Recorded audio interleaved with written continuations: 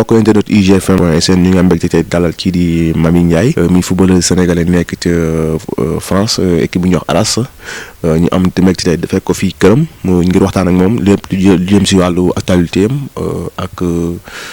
parcours am jëm si équipe nationale aussi féminine bu Sénégal ak pourquoi pas équipe A bu góor ñi sax comme ñu ngi jëm mondial un peu Mamy ñu ngi lay nuyu. waaw maa leen di fay ginnaaw ba ngeen yëgsee fi maa leen di fay di nuyu sama waa kër yëpp tamit. instant yaa ngi en vacances depuis quand yaa ngi fi. Il y a 2 semaines. waaw. Comment ça se passe. ouais ça se passe bien mooy ñun moom bu man moom bu ma jëlee vacances même bu dee 10 jours sax damay daw ñëw seet si sama ñoom yaay sama maam sama waa kër pour ressourcer wu waat après jaat force dellu waaw. ressources yi mooy maanaam lan nga bëgg foofu quoi est-ce que da nga ñëw yokk bagage yi lan la. non xam mooy wax ressourcer wu mooy sama famille ñoo may jox force. waaw du ci ñàkk nag loolu parce que xam nga bët moom da ngay reeb a tas donc sama ñoom maam comme man moom sama côté papa séeréer la sama côté yaay ay shérif lañu donc ñoom rek doy nañ ma du dëgg maam ci nag ñoo xam ne ñu baax ñu may topp sama ginnaaw. ci biir loolu rek la vacances à part loolu leneen ban la mooy sa activité fii aussi à part loolu. man awma activité à part nag sama famille nekk samay xarit def ataaya. xam nga waxtaan reetaan man moom dama bëgg xam nga ay mbalak di lépp di kii yooyu daal yooyu mooy sama activité man sinon awma beneen activité. nga jógee Suède dem France depuis 3 ans yaa ngi France club bu ñuy wax Arras d'abord mun nga ñu wax lan moo waral loolu nga jóge Suède naan da ngay dem France pour faire quoi pour da nga gënoon soxla visibilité ou bien parce que niveau bi peut-être da nga gis niveau France moo gën a développé wala. non du loolu comme ñu xam ne ñun sportif yi am ay pigeon voyageurs lañ.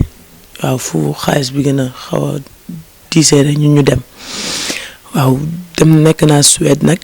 def naa fa ay années yu bëri après ma jógee foofu dem Espagne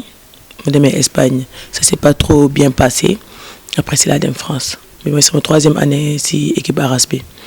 donc waaw ma comme ni ma lay wax rek ñun mënuñu toog bu ma gisoon leneen tamit damay dem waaw. waaw ça se passe super bien. parce que intégration bi déjà ñoo bokk làkk bi ñuy làkk intégration bi ça a été parce que xam nga comme ni ma la wax nit ku weex moom boo amee talent moom dañ lay respecté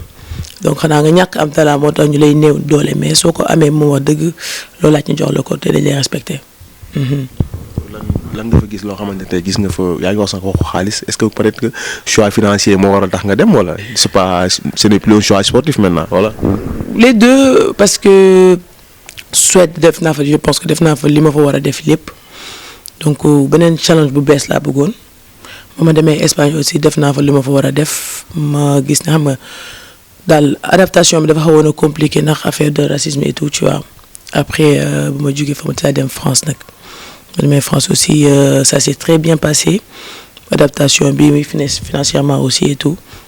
maa ngi sant yàlla fay ko nag ay millions comme xale yu góor yi. mais bu ma par semaine tamit par mois lay fay. amin amin mais yow lan moo war a tax boo jógee Suède. ñëw France. parce que yaa ngi wax sànq ni peut-être loolu moo tax nga financièrement moo tax nga déplacé wu. c'est parce que aussi yaa ngi fekk ay millions. niveau challenge bu bees laa wax ak tuuti weccit waaw non mënuma ko wax fii mais maa ngi sant yàlla waaw. yaa ngi wax sànq waxu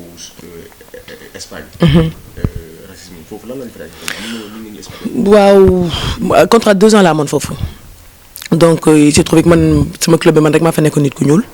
amoon na yeneen ay mexicaine amoon na ay portugaise affaire yooyu mais dafa bëri woon clan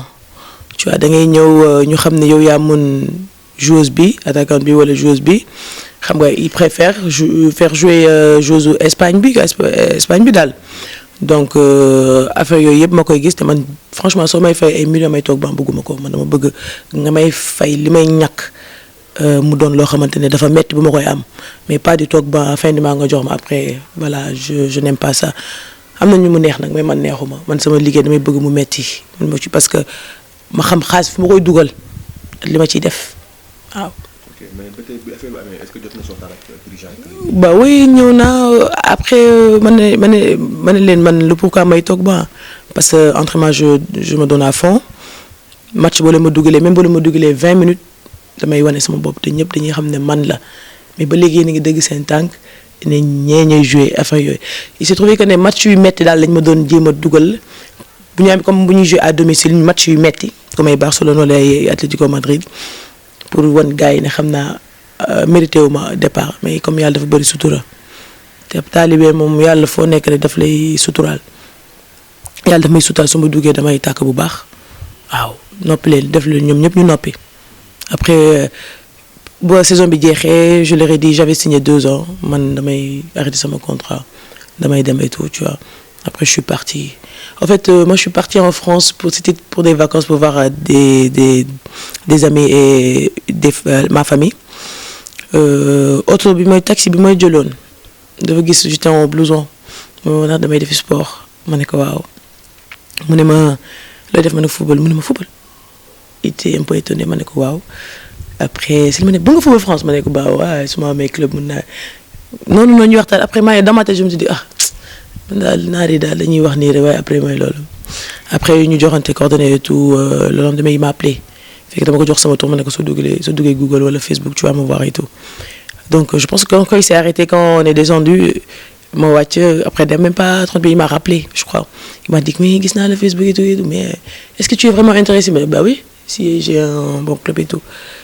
Après, il avait placé mes trucs à Lille. Je devais faire des tests, mais je devais retourner en Espagne encore. Parce que pour prendre ma lettre de libération, pour être libre, tu voyez. Après, non, m'ont contacté à Lille.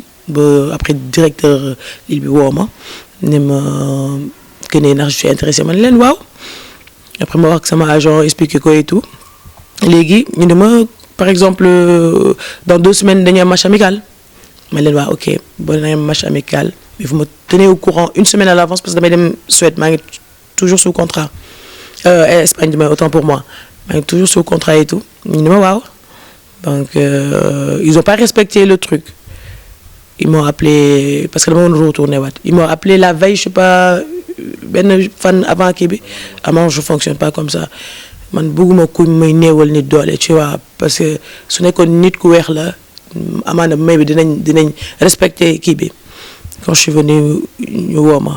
ngi xool sama téléphone ma xam ne ñoom la ma teg téléphone bi jëluma ko parce que raflé wu ma ay club te ñàkkuma tamit fu ma dem damay football parce que ma wul sama bopp jëluma leen le gars m'a appelé mu ne ma gars yaa ngi lay man leen neewoon naa du ma fonctionner noonu 1 semaine à l'avance yónnee naa leen email lire nañ ko ils m'ont pas répondu ñu bàyyi ba jour man maa da gis ma billet ñëw France ñu bàyyi ba jour boobu ñu ma naan ma match amical bi am na du ma ñëw ils ont insisté faale wu ma leen non je viens pas. Arras ak Lille ay bêtes noires lañ on est à 30 minutes lañ parce que Lens lañ gën jege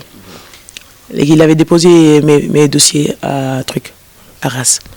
léegi le lundi laa waroon di jouer match amical bi à Lille. Dawma mercredi là amoon rendez-vous à Arras je suis parti léegi dañoo dégg ne damay dem Arras ils ont appelé le club pour leur dire que ne joueuse bi boo leen ko signaler di ngeen am problème parce que dafa am contrat Espagne tu vois et j'étais énervé même su fekkoon ne bu mu signer Arras sax damay signer Arras le fait que ñu def loolu il y avait tout le monde il y avait le sénateur il y avait gars yi ñëw monsieur le maire ñu ñëpp ñëw waxtaan j'ai fait un test de 20 minutes physique ni ñu xool ma affaire yooyu après ñu ne ma le coach m'a demandé si est-ce que mën naa ñëw vendredi jouer match amical ak ñoom et même l'agent il avait dit que bëggul ma woon ma ne ko non man maa jaay sama bopp amul problème dinaa ñëw léegi ma ne leen dinaa ñëw ba ma ñëwee ma def test bi même pas 30 minutes le coach wax ne c'est bon damay jël léegi je suis reparti en Espagne pour jël sama lettre de libération parce que warutul woon parce que ñoom ñu ngi doon menacé waa équipe bi Arras ma dem jël sama lettre de libération daal di ñëwaat jox leen ko gars yi taf dugal ko préfecture et tout génne sama licence et tout noonu championnat bi première année bi mu metti ñu ne ko waa Lille premier match ñu def 1-0 ñu gagné 1-0 à domicile retour bi ñu dem seen dëkk ñu mën nañu 1-0 en premier mi-temps.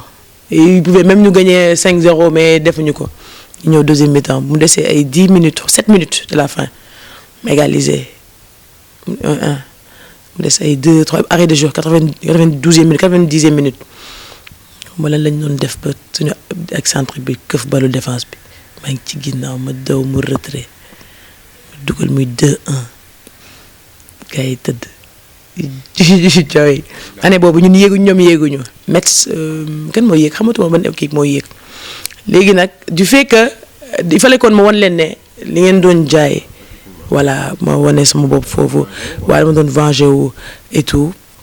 léegi ñoom ba année ba nga xamante ne ñoom daaw la ñuy door a yéegaat daaw dañuy door a yéeg première division parce que suñu dernier match ak ñun c'était à domicile te il fallait que ñu gagné parce que dañ leen porté woon réserve deuxième daf leen porté woon réserve ñu woon te troisième léegi ñu wàññi 4 points si ñoom léegi il fallait que ñu gagné ko te ñun duñu leen may ñu gagné coupe du monde lañ ko def moo tax après match mu ne waa leen ndax gagné ngeen seen coupe du monde kontaan ngeen affaire yooyu 0-0 lañ def après fédération da leen jàppale à rejouer waat match bi nga xamante ne dañoo porté woon réserve après si lañ gagné ñee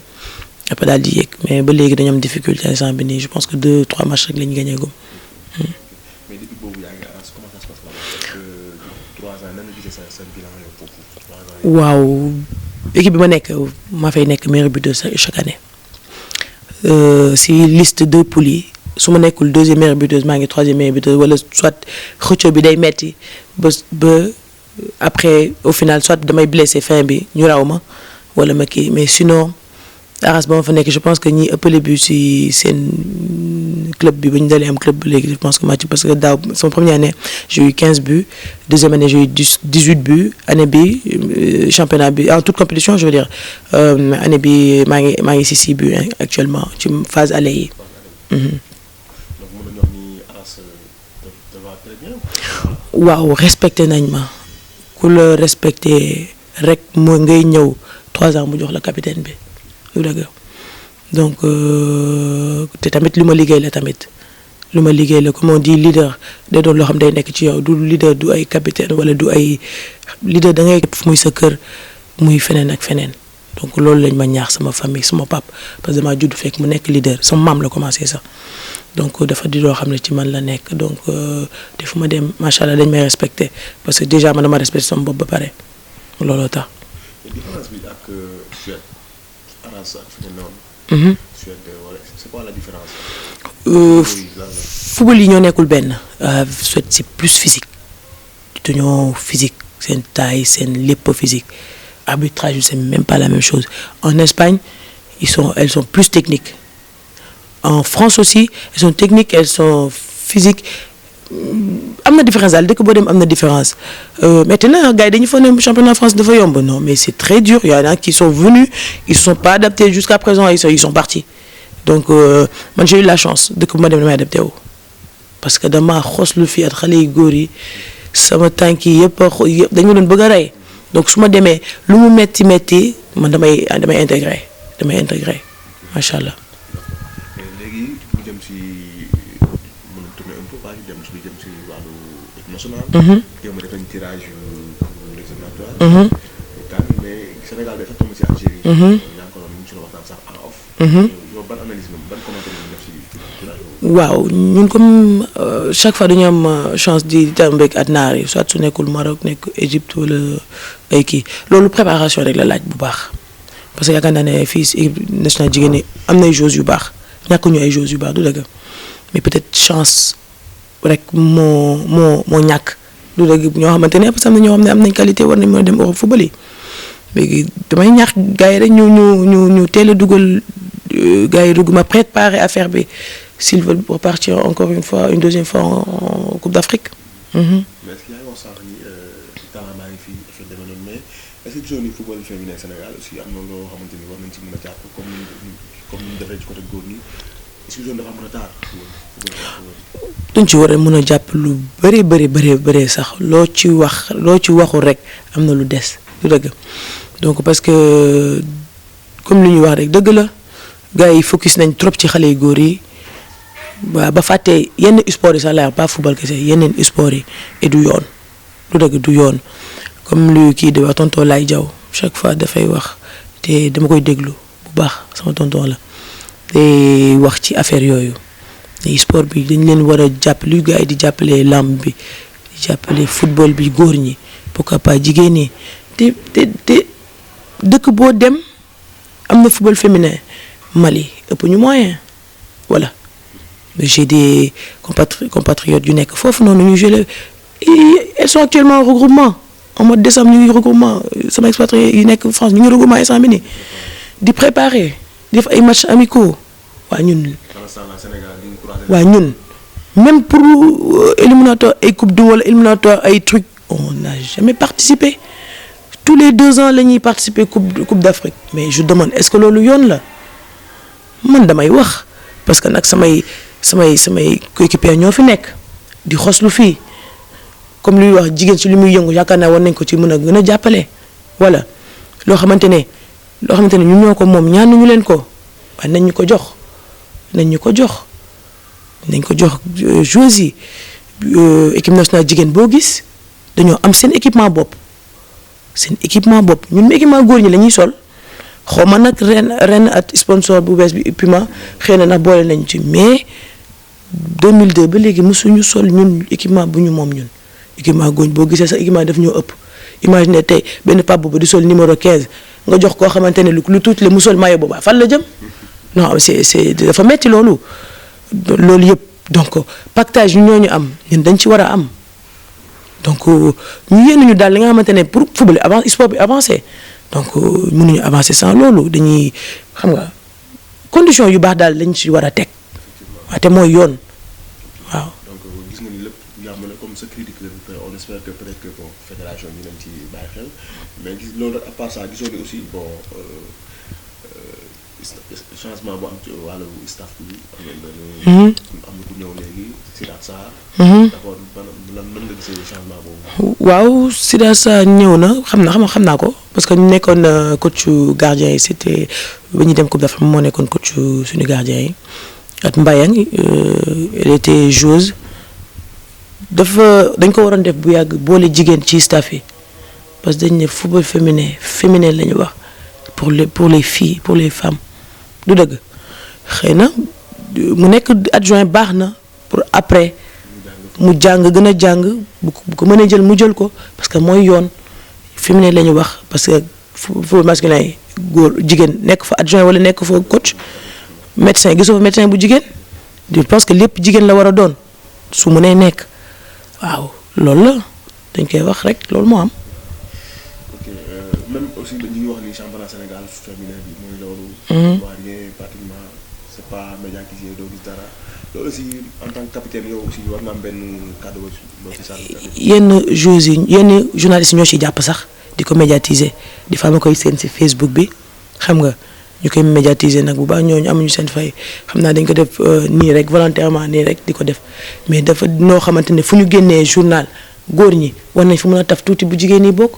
même bu nekkul en couleur mu nekk noir et blanc gars yi xam ne football féminin am na xam nga ñuy teg leen ci condition yu baax parce que nag matin bi dañ leen di programmer ay 8h ay 9h imagine ngay jóge Tamba wala ngay jóge Saint-Louis wala ay Ziguinchor tu viens la veille dafay metti mais lu tax comme góor ñi bu ñuy football première heure ñu defal leen lever de rideau loolu rek promotion la commande nga dugal leen ci voilà 16h bi kii bu ñuy joué ay 18h wala 17 gars yi ñu joué lever de rideau nekk championnat gars yi xam mais sans loolu ay 8h ngeen di convoqué nga leen di joué loo fajar dafa xam nga benn góor doo ko convoqué heure boobu dañu waxante dëgg donc loolu yëpp dafa métti des fois sax transport bi dafay métti donc waaw gis nga. est-ce que ci biir loolu li nga jot a wax yëpp ci les mots du foot féminin. est-ce que gis ngeen yaakaar ni un jour Sénégal dina mën a atteindre benn objectif. suñu présidente bu bees bi Séné c'était une ancienne joueuse capitaine en plus moom xam na donc je pense que bu développement da war na mun a développer du dëgg wóolu nañ ko parce que même en tant que capitaine bu muy nekk équipe nationale leader la woon aussi da doon règle yu bëri ma ci teg sama bët tu vois man seen tànk rek laa topp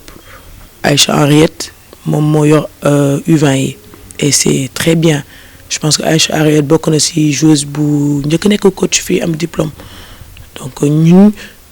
étant jeune ñoom dañ leen di xool ñu topp seen ginnaaw donc ñoom dañ leen di ñaax di leen ñaanal xam nga ci li ñu dugg ni ñu jëm kanam gars yi nag jàppale leen parce que nag même bu leen falee tam te jàppale wu leen amul sens donc foog ñu jàppale leen. yow un peu ñu jëm si un peu wàllu yow wàllu reporter reconversion un peu. peut-être fin de carrière soreetul. tôt ou tard bon dina ñëw. est-ce que yaa ngi waajal sa reconversion lan nga après lii soit da ngay nekk coach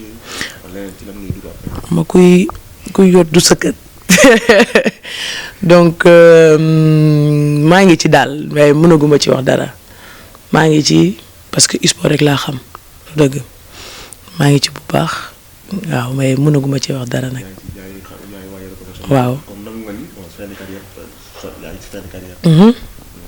combien de temps nga mën a football gis ngeen war nga ko mën a football. amaat hygiène de vie bu baax mën nga dem ba fu sori du dëgg donc tant que maa am kàttan bi ñu ngi may fay maa ngi koy mën ah maa ngi ci ba léegi. là yaa ngi ci 31 je pense. 30.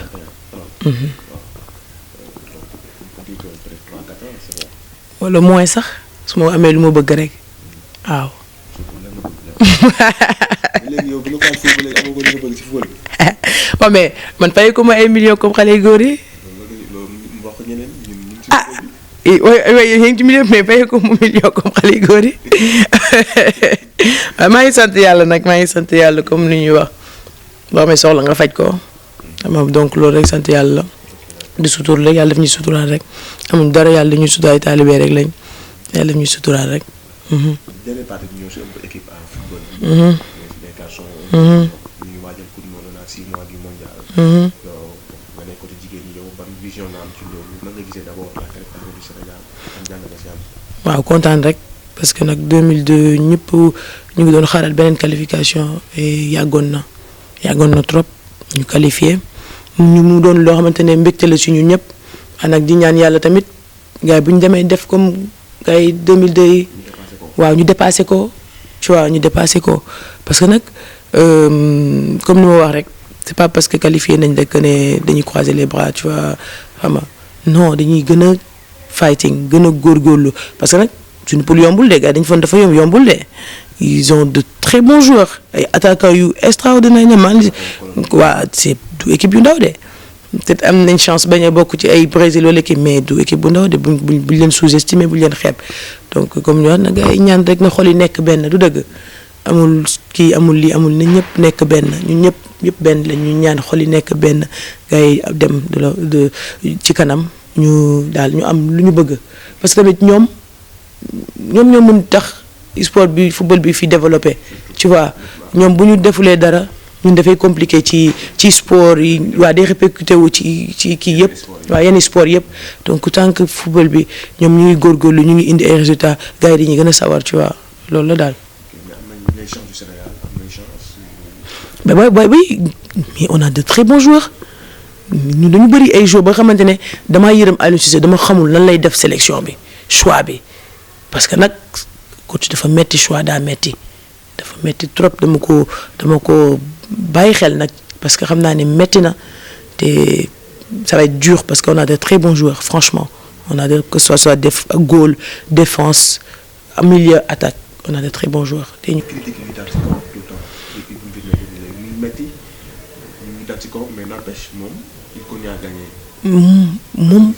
moom gaynde la moom di xam na parce que mu ngi doon football donc critique du ñàkk critique yooyu nag mooy tax mu xam lan ak lan lay def du dëgg man dama ko fan parce que gaynde la ah non ku nekk ku jiitu ci da nga mës a gis oto bu nekk ci ginnaaw bu nekk ci kanam rek la ñuy klaxonné ka ma nekk ci ginnaaw ñu koy klaxonné ki nekk ci kanam rek la ñuy klaxonné donc loolu la dafay encaissé mu def l'essentiel moo ko ne mu ngi def résultat du dëgg résultat bi lañ ko mu ngi def résultat nag moom coach la day def entraîner joueur am def classement am joueurs yi nag ñooy def li si des parce que moom du moom mooy dugg ci terrain bi waaw di ñaan yàlla dimbali ko nag waaw parce que nag yéene nañ ko man moom yéene naa ko dëgg parce que nag gaynde la te sama capitaine la woon te bokk na ci légende bi fii nii Sénégal donc gars yi nañ ko dimbali ñu ñaanal ko xam nga rek Sénégal daa bëri coach ñëppay critiquer donc nañu encaisser rek c'est pas facile nekk ñun mii nga xam bu ñu ñëwee sax ñu critiquer ma sama coach boo xamante ne équipe A la donc ça va pas être facile na encaisser rek.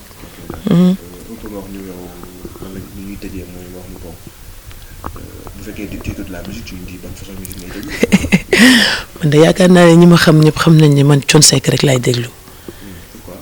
parce que ba ma nekkee xale ba léegi man dafa di woykat bu ma neex ba te ay musique am daf may di dugg sama biir xol te su ma meree dama koy déglu su ma kontaanee dama koy déglu su ma wéetee moom lay déglu waaw bu weesoo loolu nag damay déglu ay xasaay su murit laa waaw taalibe sëñ Abo laa ma bugg ko loolu nag waaw bu weesoo loolu daal loolu à part loolu yaa ma télé laa sinon li may tëjee mooy que ne di leen remercier yéen di remercier sama famille sama pap ak sama yaay parce que ñoom jàpp nañ trop ci affaire bi samay xarit di remercier Samsi Diin Jaata bu Duc je sais pas ndax xam ngeen ko parce que moom la daal waaw moom moo tax ma dem Sweden dëgg di remercier sama xarit yi nga xam ne dañ may encouragé ci nga xam ne fans yoo xamante ne xaw ma leen tout le temps dañuy wax dañ may yónnee message sur Facebook mënu ma répondre ñëpp nag xam naa rek dañuy jéem a comprendre sax ma mënu ma répondre ñëpp mais su ma sañoon képp ku ma bind la bu ñu comprendre après entraînement yi day metti rek xam nga da ngay sonn et tout loolu la sinon sama famille sama rakk bu góor bi Mohamed Rachid c'est un grand joueur machallah il est talentueux waaw futur waaw papa Nguess waaw nee na moom mooy Neymar